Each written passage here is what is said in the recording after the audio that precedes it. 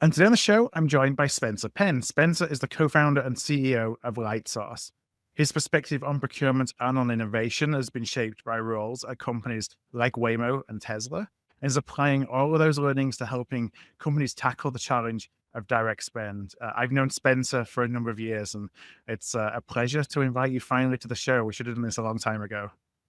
Thank you so much, Phil. The pleasure is really all mine, and this is an absolute full circle moment. As you know, when I was first starting to conceptualize a lot of the ideas around LightSource, I was and still am a devoted AOP listener. I'd go on runs, I'd listen to the podcast, and it'd talk amount about procurement, at least the parts of it that I didn't experience myself directly at Tesla. So, real honor to be on the show. I'm grateful for the time. Yeah, I have to ask you the first question that I ask everybody, and you'll have heard me ask everybody on the podcast, and that's: Did you find procurement, or did procurement find you? To be asked the golden question, I have thought about this one a long time, and yes, procurement absolutely found me, which my impression is that's 90% of the Yeah, guests. more like That 99, I think. Yeah. 90. Okay, well, there are unicorns. Magic exists, but um, you know, procurement found me professionally because I actually spent most of my career before LightSource at Tesla. I helped lead a program there called the Model 3, which was Tesla's mass market electric car. And just for reference, when I first moved to California, so I'm from the East Coast originally, Tesla was a boutique car business. We were making 1,000 vehicles per week. And I remember friends and family telling me, hey, it's a big career mistake to work at Tesla. Electric cars will never be someone's main vehicle. It's a quote tech toy. It's a iPad with wheels on it.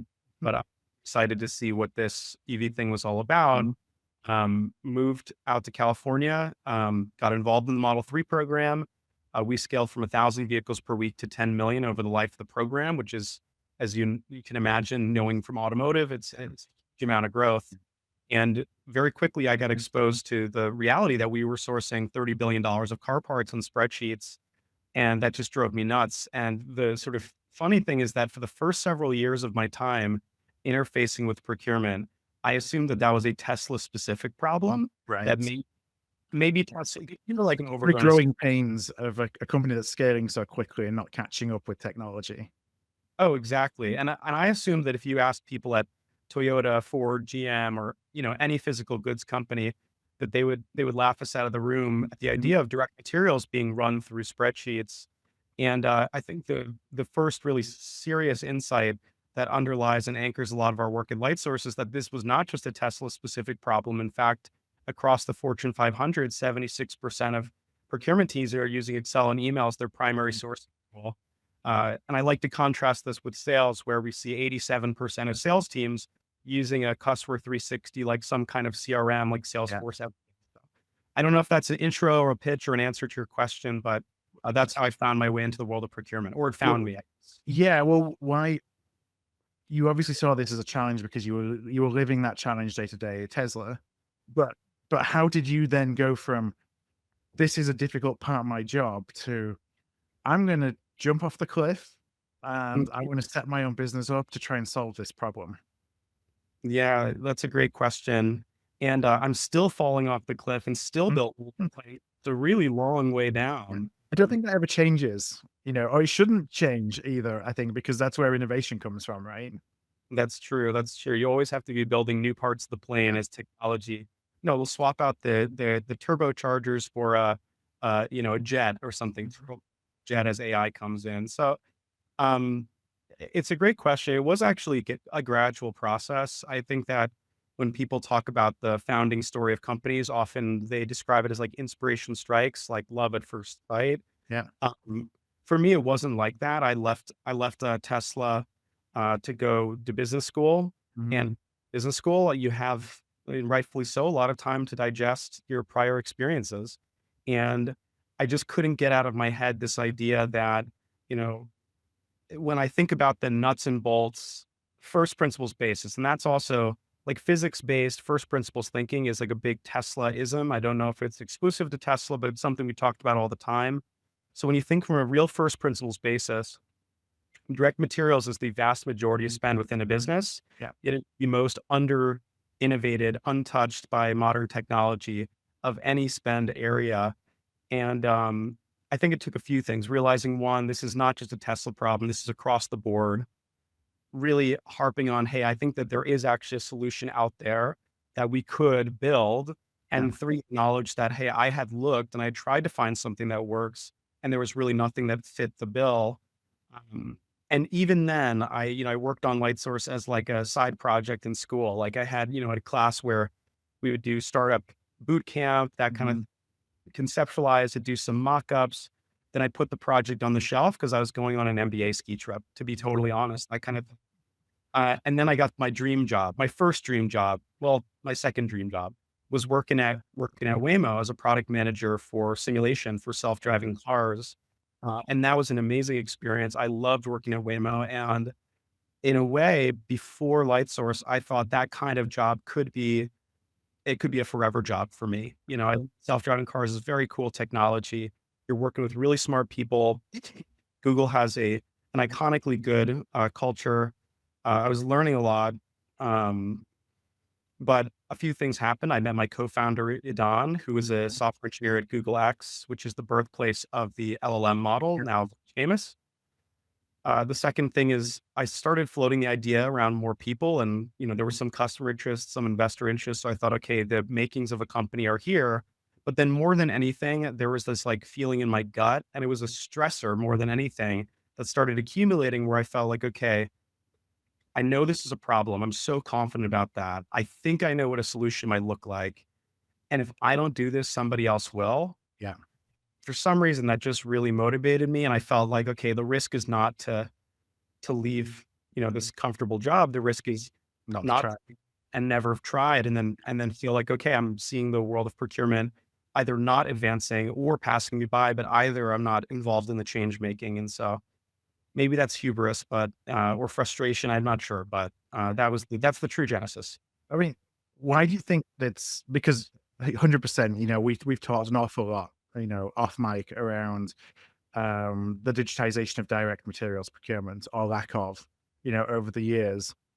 Why do you think that direct materials has been a little bit late to the party in terms of, you know, the option to digitize? Because so often it's homegrown systems that may have come from the 90s, or it's an ERP that they're going to use and try and, kind of build some homegrown technology on top of. Um, and that tends to be what most tech stacks from a direct materials perspective have looked like, at least until now. It's an amazing question, and to be fully honest, I did not understand the reasons why until probably this year. Hmm. Mm. What I knew for certain was that direct materials is a huge area, that it's underserved, and this is the state of play, which is people are downloading files from their PLM, emailing it to suppliers, getting quotes back in spreadsheets, and then only at the very end of the process, plugging in the number into their ERP system for payment. So we had an engineering system of record, we have a finance and manufacturing system of record, and in between, procurement's left with a lot of really manual shuffling of data, communication, frustration, or they could go with legacy tools, which in the direct world is actually fitting a square peg into a round hole. Yeah. So I knew the state of the world was the case. And I think sometimes if you just know that, that can be enough. But now what I've come to understand is that the reasons why direct material has not been approached, I think ironically, is people view it as managed. And I think Mhm. that origin of this problem, in the 80s and 90s, there actually were a lot of technology systems first built around direct materials. A lot of the innovation that happened in supply chain broadly happened in the automotive space. Yeah. Production system, Ford's manufacturing systems. These are iconic systems focused on direct material flows, direct material logistics, tracking, material management, some RFX activity. And then I believe that in the early 2000s and the 90s, there was this Cambrian explosion. This is sort of the second wave of procurement and supply chain tech around all of the internet related stuff. Mhm. Focus with Ariba, Commerce One, free markets Yeah. on the thing that's the unserved, unbended market, which is the wild west of indirect Yeah. material and tail spend. Let's run e-auctions, and this is going to be a panacea and a cure-all for everything that we're thinking about in this other area. And then that area kind of imploded. In many ways, e-auctions didn't bear out the full promise that people had expected. These companies consolidated, some of them disappeared. Out of it, though, we found the third wave, which was these S2P suites. And so consolidation, we get, uh, the S2P process framework. And I think an idea can be a very powerful thing, both in a good and a bad way. And when I think about S2P, it ends definitionally with P2P, which is the procure-to-pay system, which is the indirect oriented transaction system, not the ERP. But once Carney starts putting out this idea that S2P is the measure, then you start to find consultants, evangelizing that term. You see CPOs actually measuring their own digital maturity against the S2P spectrum. Mhm. See technology providers aligning their roadmap and what they're going to build to checking off boxes on the S2P spectrum. Now, the most recent, I guess you could call it, innovation in our space has been bolting on intake to S2P, which Yeah. is intake to procure, which is, important, but it's really a help desk for the stakeholders to pull information, create tickets for the procurement team. But intake to procure, again, it's all related to indirect.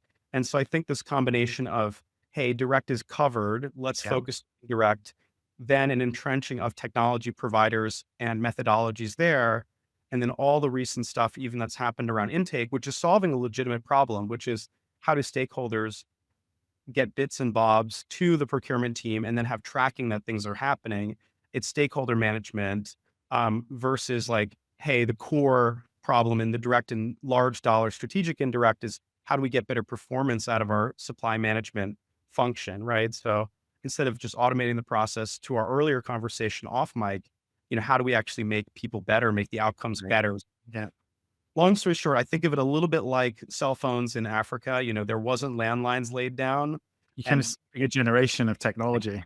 exactly, yeah, that's the way I think about it. Do you- how much do you think risk and complexity plays into it? So when I think about back to my automotive days and, um, the risk of idling a production facility because a supplier was late, the fines were measured in the hundreds and hundreds of thousands of dollars per hour. Um, and so if it's not broken, don't fix it. I kind of felt like, is that something you come across, or do you see that the winds of change are blowing in that that's no longer kind of an objection of thinking about how do we bring a little bit more of a modern tech stack to directs? Yeah, it's a phenomenal question. And so what you're asking about, Phil, is the question of whether, to some degree, incentives play in the way that folks are engaging with direct procurement. I think this is a problem with incentives, not just with indirect, but procurement broadly, which is that if something goes wrong, we're in trouble, Yeah. maybe hired.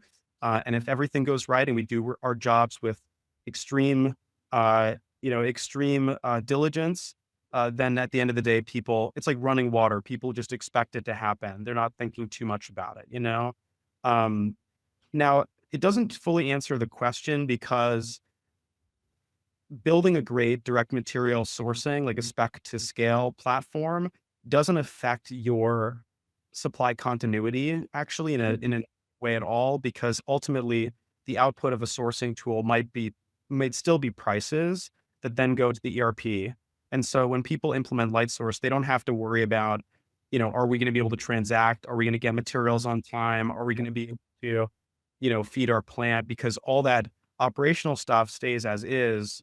I hope in my lifetime we can find a way to improve the universe of the ERP and the MRP, but at least let's bridge the gap between the PLM and the ERP with some kind of spec to source to supply to scale platforms. So what is it that's, we talked about so many procurement professionals still in either very dated technology that's not necessarily fit for purpose, using Excel, kind of the traditional emails in Excel. What does that lead to? Like, what's the challenge therefore that is there to be solved because of that? hmm Yeah, it's a great question. And the reason to look at Excel and say the use of Excel is a problem is not simply just because, hey, Excel is ugly and it's manual. And of course, there's frustrations, but I think there's worse outcomes as well. You know, when I think about a lot of our customers, they sort of have a dual mandate or a dual goal. One is to bring products to market faster. So we work with a ton of NPI folks. How do you calculate the advantage that Tesla got, you know, from being able to consolidate the NPI and vehicle delivery program timeline from the standard of 6 years down to 3 years? Is it calculated in the billions? Certainly. Like, do we know the exact number? It's hard to say. But some organizations are agile and they want to move quickly, and you can throw enough people and resources and time at pretty much any problem. The other is the spend outcomes. Uh, it is obvious to me that if you make the path of least resistance for people the best practice, then you will get better outcomes. Yeah. Uh, you can, of course, force people to eat their vegetables somewhat. When you turn away, maybe they won't, maybe they forget. I would always, when my dog was ill, we would always coat her medicine with peanut butter. Mhm. So, and so the great thing about technology is that it allows me, I love technology because I'm lazy in a very specific way, or I don't want to do rote tasks. And so if I can offload the boring, repetitive stuff to technology, focus on the more interesting stuff, then I think I'll get much better outcomes. And I remember one of the GSMs, the global supply managers at Tesla, we're making, 10 million Model 3s. That was the program goal. It's more if you include Model Y. And, it's a $35,000 vehicle. And so we'd negotiate over things like, door handles, 50 cents in a door handle. And you say, well, come on, 50 cents in a, $35,000 car, it's a rounding error. Who cares? But then you start to think, well, there's 8 door handles in the car. It's $4. And then we're making 10 million Model 3s. So that's $80 million of not top line, but bottom line, EBITDA and income impact directly from procurement. So a 50-cent negotiation could pay your entire org's salary for a year Yeah. if you get a slightly better outcome. So the precision really matters when you start to get to scale. And you'd be amazed. People don't, there's a simple question, which is, am I paying the right price? And should I let sleeping dogs lay here? Or should I be really more aggressive with suppliers on pricing and pushing harder? And people don't really know that answer. They can only guess as to where they might end up being. So when I think about some of the challenges that I had, earlier in my career, so anyone who's a regular listener knows I started with Ford, and then a tier one called Visteon that was a spin-off of Ford. And when I was working in new product uh, introductions, it would be that the problem was we would have things that were designed into a bill of material before anybody ever took a look at how much that thing might cost. And so by the time it came to me in procurement, here is a bill of material that has been sold in the case of when I was in a tier one, or when you're in an OEM, it's kind of been baked into the cost of, what you're going to sell this for. So that the bill of materials locked without necessarily with guesstimates as pricing. And then that would always lead to a lot of contention, because then the reality of what the bill of material really cost was different from what was estimated. We had to then go and take that out on suppliers, usually by trying to beat them up rather than trying to be collaborative. And that's kind of led to a lot of um, the mistrust of supplier relationships within the automotive business, certainly within the big three at the time here in the States. Like when you think about that as a problem, which all stems essentially from an engineer building a bill of material without talking to procurement, is that something that technology can fix? That can kind of bring collaboration so that doesn't happen. So the whole downstream effect of one decision, it's like a sliding doors, kind of moment of that doesn't need to happen because technology can support better upfront collaboration.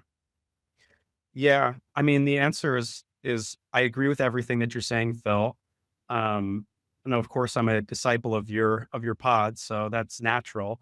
But I agree. I mean, there's a lot we could say on this topic. There was a study that I read that said that 80% of the cost of a product is baked in at the Mhm. time. And so when I think about LightSource and like cost savings, I don't think about it as, hey, we're going to just get you more margin and get your supplier less. That's a zero sum game. And, you are what you eat. The Toyota mentality, famously from TPS, is that the suppliers are an extended part of the enterprise. Yeah. One of the other early advisors that we had in this project was a guy named Jeffrey Liker, a professor who wrote the Toyota Production System book. It's a 700-page behemoth. Now, I don't know if every single thing that's in that book actually is still followed by Mhm. Toyota, but it's an amazing, different and totally Clear different blueprints. Right. paradigm, totally different paradigm than Big Three was, Yeah. at least at the time in the 80s and 90s. Yeah. Um, but uh, if you can bring in engineering alongside procurement, alongside finance earlier, they all have different things that they're working on. And the thing about building a product is it's like a painting. There's not one way to paint a flower. There's many ways. The engineers are often indifferent between several different designs that are equally valid and meet the functional requirement. They don't always get exposed to the cost elements. The suppliers also are the source, a very underappreciated source of great ideas. Mhm. This procurement at some level is working to try to commoditize suppliers and say, hey, look, we've got 3 or 10 and they're all the same. Suppliers are trying to do the opposite. No, we're special. We have novel technology. We're a thought partner. We're bringing designs and innovation that you're not considering. Therefore, there's no competition, but it needs to be valuable to you. The engineers and procurement together can decipher that. And with finance managing the bill of material and actively looking at program costs, you need to have, people often say like, oh, you know, procurement needs a seat at the table. Uh, we just need to make sure that the table includes everybody. It doesn't Yeah. matter if procurement's table or somebody else's. We just need everybody to be looking at the same set of things. And I think that was something that we did really well at Tesla that I didn't realize was unique. Another one of those things, which was that we had cross-functional meetings constantly, Mhm. where engineering and procurement and finance would meet together to talk through designs, cost changes, et cetera. And when I look at LightSource, it's not about, negotiating away the supplier margin. It's about finding ways to unlock, and we call it Yeah. structural cost reduction. How can you structurally improve the pricing of your product? And there's a lot of companies that are doing very innovative things today in their design cycle. Like I would just look at the Ford announcements related to the universal vehicle platform. They're rethinking tons of stuff from the ground up, specifically in a different way than the way that automotive has traditionally been done. And there's a lot of ex Tesla folks on those teams, and I think there's a ton of innovation and a necessity, especially with the amount of competition that we see coming out of China, where their methodology is very agile, very cost centric. But it's interesting how when you think about we'd have all these value analysis, value engineering, so VAVE programs, um, but those were seen as well. They're going to take a while. It's going to be 6 months of a program, and then we may find some savings opportunity. But then we've got to go and validate it, and it's got to go through testing and approval. And it might show up in 2 years' time or 3 years' time.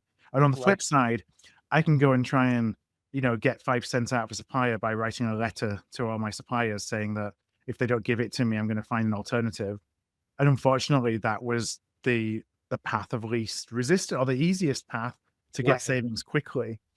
You know, uh, I'm such a believer that this is probably why I left automotive in the end. I'm such a believer in the let's kind of look at cost to serve and how we build something so that we're working on something cost together rather than the power dynamics that was certainly pervasive 20 years ago when I was doing this in automotive.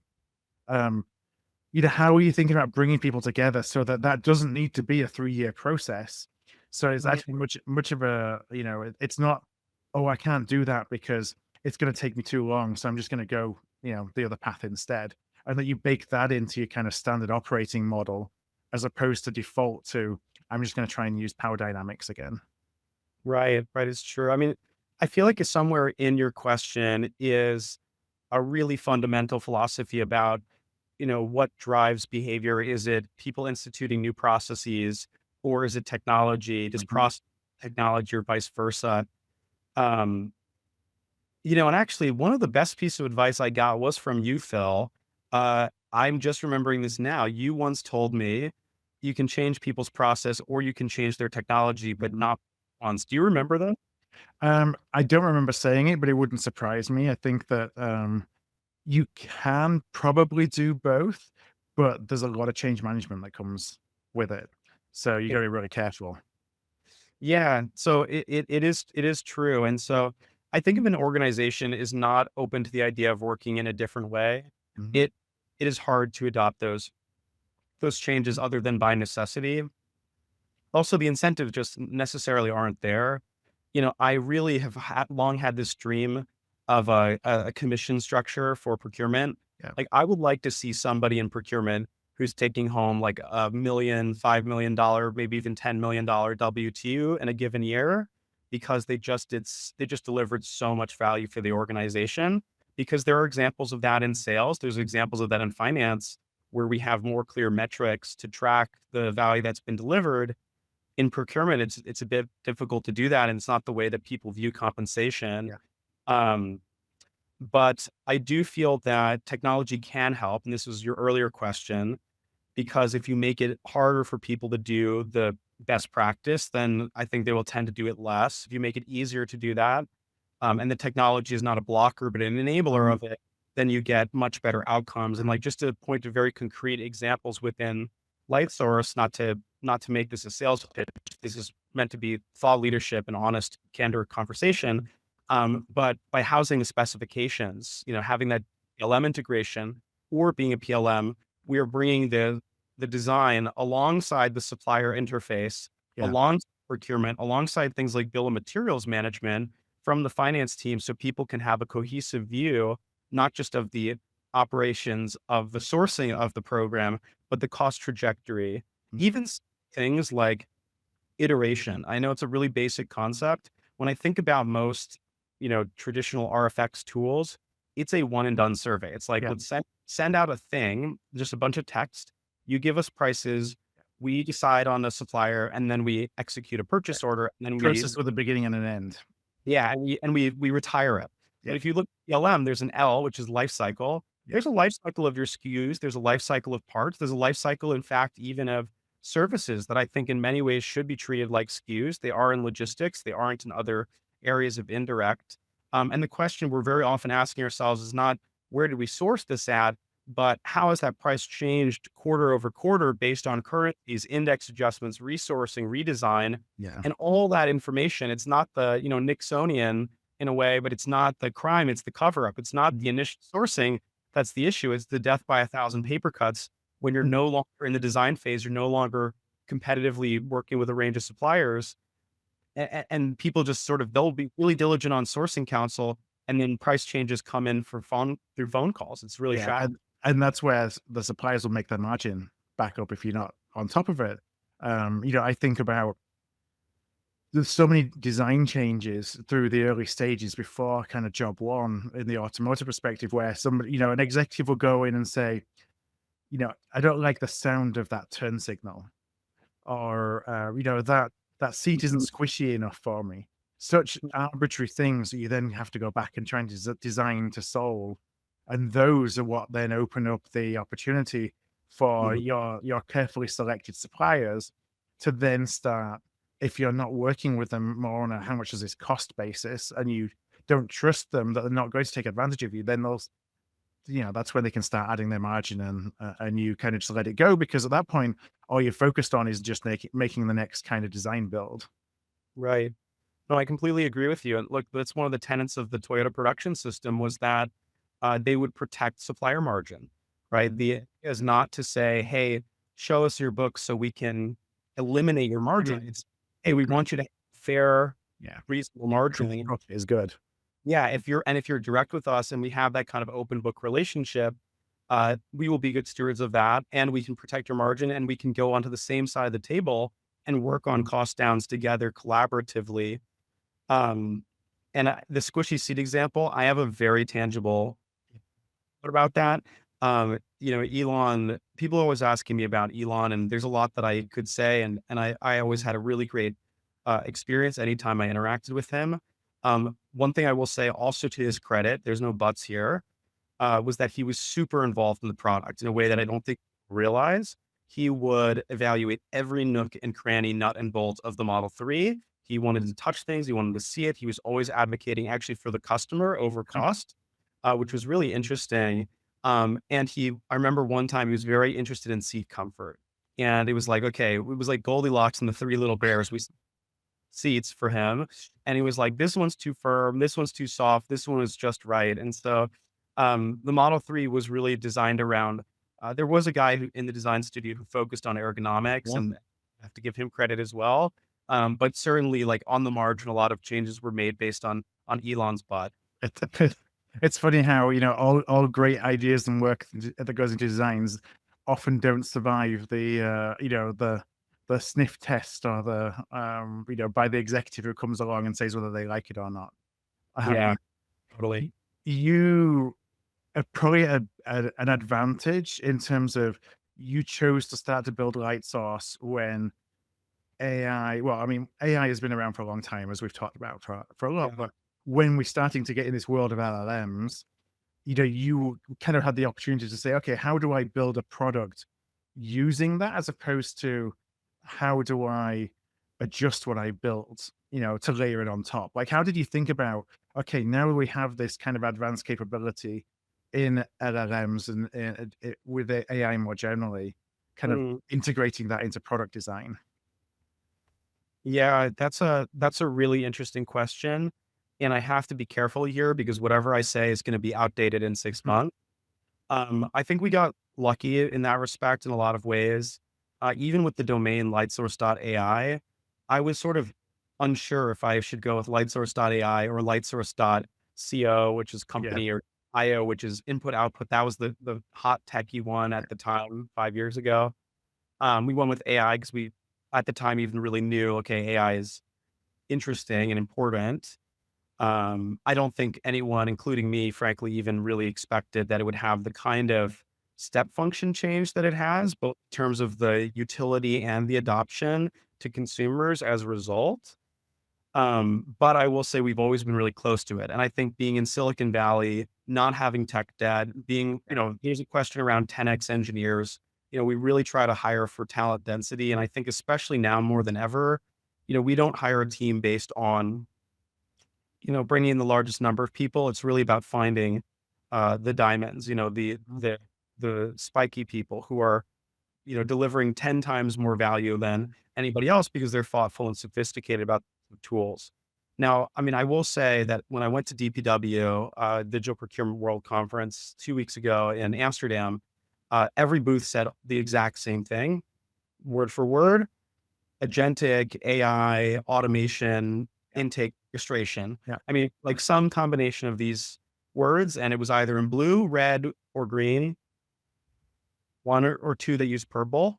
Um, and that was pretty much it. And so I think there is a huge amount of noise. There's a lot of AI washing, a Yeah. lot of C players taking traditional tools and then layering on a chatbot on top, which does provide utility, but is not maximizing the capabilities of what's cool. But the funny thing is that in some ways, and maybe this is contrarian, I don't think of AI as a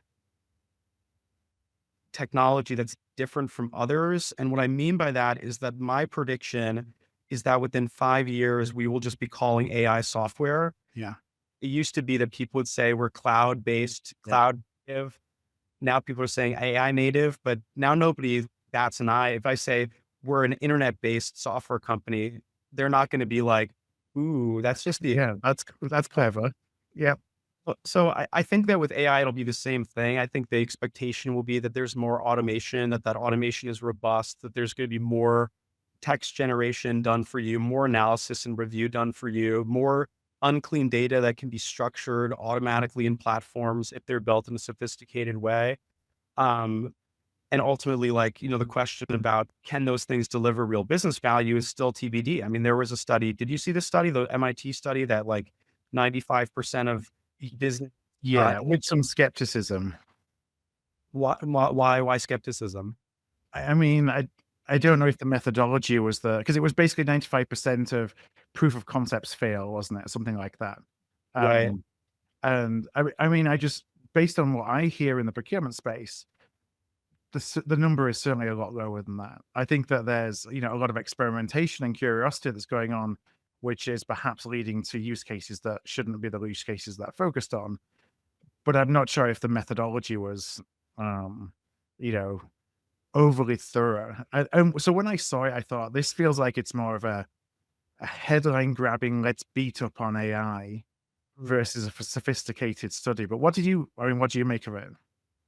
You know, And to be fair, I read the news clipping, the MIT View article, not the actual core research paper. Um,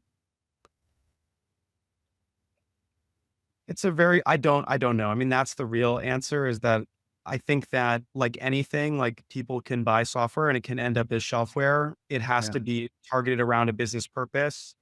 I also think that the technology is early and it's only going to get better.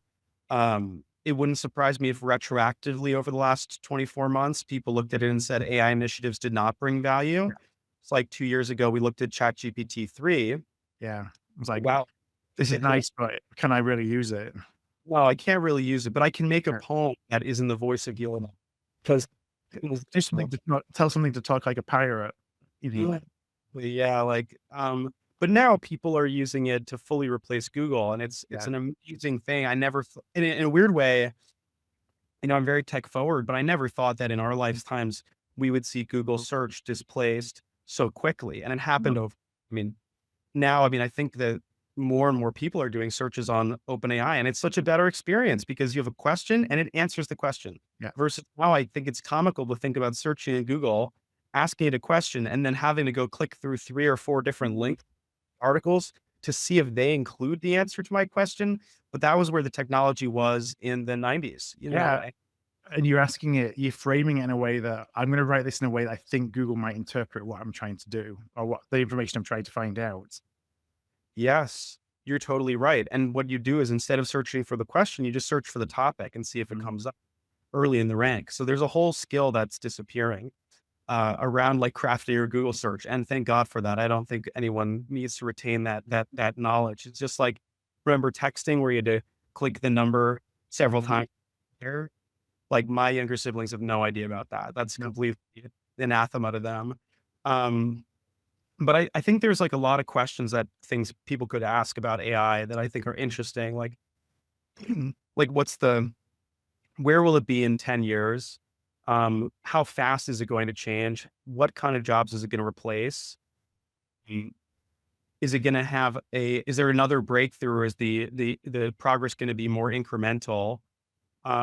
There's a ton of questions. I think that ultimately though, my framework is pretty simple and I didn't invent this. I borrowed this from a good friend of mine who works at one of the foundation model companies, Anthropic, and he told me that within 3 years, he believes that 50% of white collar jobs will be fully automatable. Yeah. And uh, I asked him, well, is that conservative or is that aggressive on timing? Because I remember when I was at Waymo, people would always ask the same thing: where are self-driving cars? When is it going to happen? Mhm. Some said, oh, it's going to happen really fast. Some people said, no, it's another 10 years away. He was like, this is a middle of the road estimate. Okay. So my second question is which 50%? And his view was that the litmus test is if your job can be done entirely behind a computer without human interaction, then it is automatable because Yeah. computers are very good right now at reading what's on screen or even getting the HTML before it goes on rendered in the screen, reading it, interpreting, clicking. So if you're just an input output system that can be done totally digitally, then I would be worried, frankly. What would you classify human interaction? And the reason I asked that is I think about this is something else we just chatted before we came live is a lot of what we built in procurement, we built processes around so we could bring consistency to the way that we operated. You know, cons- processes are the as you talked about, kind of the opportunity for something where you can have whether it's workflow automation, whether it's RPA, whether it's AI, whatever it is, can take that away. Now you could say from a sourcing process perspective, well, I have human interaction in a sourcing process because there's a human on the other side of my RFP submissions, and on the other end of negotiation and a contract negotiation and things like that.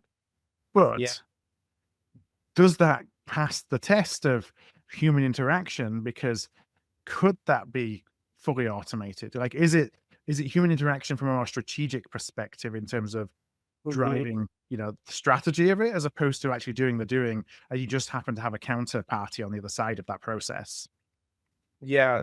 I mean, this is an amazing, interesting question that people are talking about, and anyone who says they know the exact answer um, I think that the simplest definition of human interaction for this purpose of figuring out if a job is automatable is to say if your job can be done entirely without without being in person with other people. Yeah. That's the simple one. Yeah. Um, I think that what we're doing right now, doing a podcast, although virtually is still a human interaction, is very obvious. I could not do this effectively with my mic and camera off, and neither could you. Um, and I think there's a technological reason, which is that the technology is trained on the internet. It's trained on virtual data, and it is therefore going to be able to do things that relate to those kinds of activities when they're structured in that environment. I think it's just a much harder and farther away problem, frankly, Mhm.